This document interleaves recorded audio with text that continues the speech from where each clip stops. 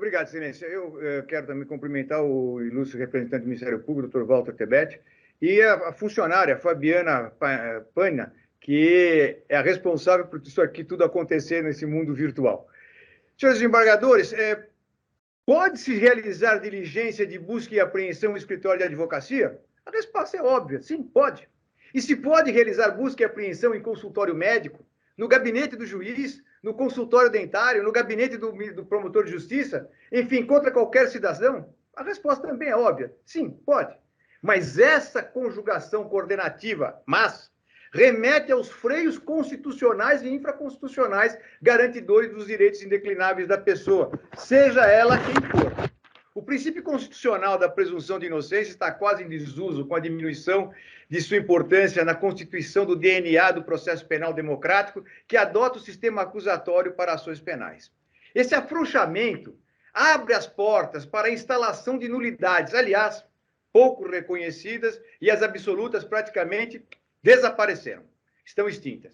Insisto mais uma vez ter sido a dota autoridade judiciária levada a erro pela autoridade policial. A ordem judicial de busca e apreensão no escritório de Ricardo Canedo atendeu ao aditamento, não foi daquele principal que foi negado agora, mas a um aditamento ao requerimento inicial da diligência feita pela autoridade policial, alegando, vejam a fundamentação, parece que não se está te falando sobre o mérito, mas sobre como se faz a coisa, como é que se dá a ordem, como é que se fundamenta. Diz ela que nós descobrimos que o advogado do grupo, Ricardo Canedo, também é envolvido com o grupo, e inclusive o aluguel do seu escritório de advocacia é mantido por Vitor e seus sócios. E provavelmente no escritório há provas que nos interessam. Esse tal envolvimento está em 12 palavras pinçadas ao longo do depoimento de várias páginas, prestados por uma testemunha protegida, Beta, que teria dado detalhes sobre os fatos de investigação. Porém, desse longo depoimento, quanto a Ricardo Canedo, o advogado, se limita a uma brevíssima, tanto quanto dúbia, vazia afirmação. Diz ela lá, pinçado do meio do texto, do longo texto. Há ainda uma estrutura, um contador, e com a advocacia do advogado Ricardo Canedo, o qual é envolvido com tais pessoas. Ponto.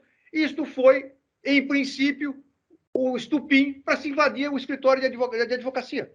O contador sequer foi ouvido ou revelado o seu nome. Foram em cima do advogado. Todavia, quanto ao advogado, sobre a expressão envolvimento com tais pessoas, sem se ter o cuidado de apontar para qual indício sustentaria. Senhores, não se trata de prova contundente ou aprofundada. Qual é o indício suficiente de credibilidade, de seriedade, para se invadir um escritório de advogado? Nada, absolutamente nada foi dito, apresentado, e muito menos provado, mesmo a título de indício.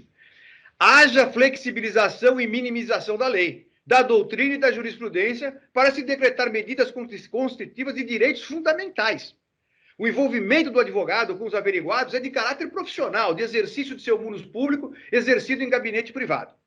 A segunda fundamentação policial é de que o aluguel do escritório de Ricardo Canedo era pago pelo grupo investigado. Não sei de onde ela tirou isso. E eu pergunto, e se fosse? Qual seria o crime?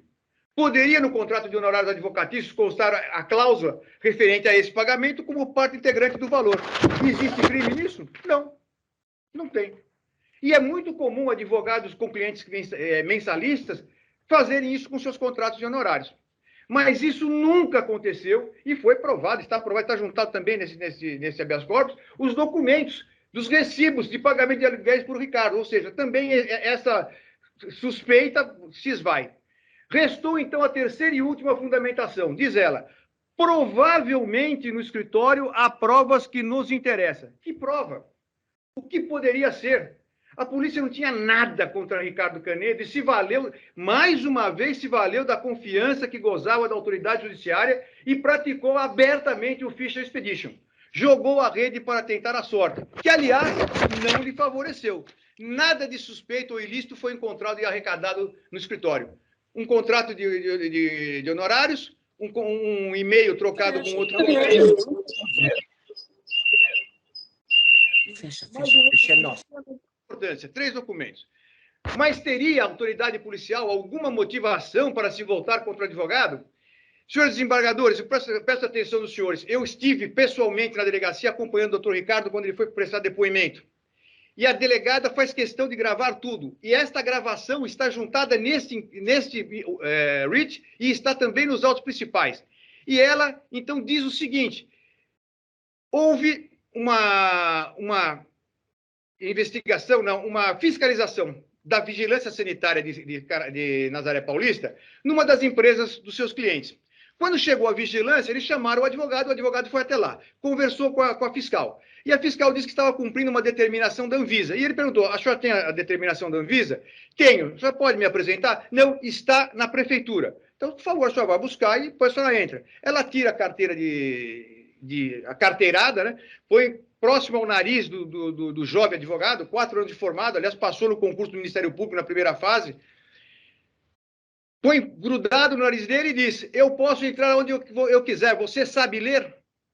Ele não deixou entrar. Chamaram a polícia. A fiscalização chamou a polícia. Veio a viatura da Polícia Militar, perguntou se ela tinha esse documento, ela disse que estava na prefeitura e o policial falou: bom, então a senhora vai buscar e eu aguardo aqui. Ela foi buscar e voltou. Ele postou este vídeo que ele também gravou na rede social dele. Durante a conversa com a delegada, filmado e gravado por ela, ela disse o seguinte: até aqui, doutores, não tinha nada contra ele, o Ricardo Canedo. Eu nem ia pedir um mandado contra ele. Era tudo muito superficial. Quando ele virou parte naquele negócio da Anvisa, começou a postar na internet. Opa! Ele está extrapolando na conduta de advogado e está virando parte. Vejam a fundamentação fática para se fazer uma busca e apreensão. Tomou as dores da vigilância. Essa é a verdadeira origem da representação pela busca e apreensão no escritório de Ricardo Canedo. Criminalizou-se, sim, a advocacia.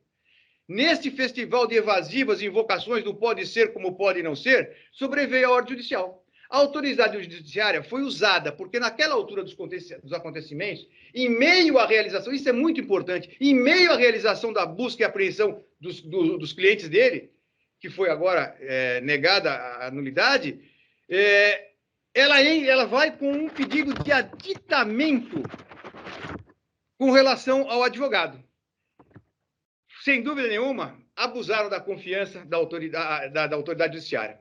Ela estava afastada, e aí, assim, se afasta a sua neutralidade. E não há de se falar em parcialidade ou mesmo em não parcialidade. Ela foi induzida a erro. E o texto combatido aponta para essa situação, consignando: senhores, insisto, nós estamos falando sobre texto. Como é que se manda fazer isso ou não se manda fazer aquilo, a não ser pelo texto redigido? E diz ela: trata-se de aditamento à representação da autoridade policial, estando justificada a necessidade de se diligenciar em outros endereços, defiro o aditamento da representação ora apresentado. Ora, que justificativa? Que o aluguel era pago pelo cliente? Uma frase solta? O exercício da advocacia? Esses são os elementos para se determinar uma busca e apreensão no escritório? Esse despacho não pode ser tarjado de devidamente fundamentado. Não tem fundamento nenhum. Mesmo sob a mais rigorosa ótica inquisitorial que se olhe, não há fundamento. Observe-se não ter sido sequer mencionada, quanto mais analisada, nenhuma das 3 premissas apresentadas pela autoridade policial. A autoridade policial não tocou em nenhuma das premissas que ela apontou. Não é que não se tenha uma frase ou palavra sobre o alicerce da requisição pelo deferimento da diligência. Não há uma sílaba, senhores desembargadores, sobre os argumentos policiais tidos como alicerce. Simplesmente deferiu, não analisou nada. Qual justificativa caracterizou o fumus commissi delicti? O que foi apontado contra esse advogado? A fundamentar a determinação judicial especificamente contra ele.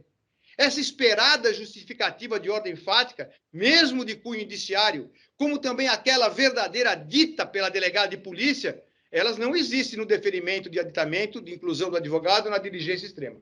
Não se confundindo sua situação com a dos outros averiguados. Ele é advogado. Portanto, incabível se utilizar por osmose do deferimento de outra situação totalmente diferente para deferir essa. Uma coisa, outra coisa, já diz o velho adágio português. Na prática, se usou a argumentação da autoridade policial como forma de decidir, afrontando os artigos 243 e o já esculhambado artigo 315 do Código de Processo Penal, já flexibilizado, minimizado, jogado para as traças. Mais do que vazia, sem objeto a ser buscado e apreendido, ela é inócua, ou seja, ineficaz, sem qualquer capacidade para gerar mínima consequência jurídica.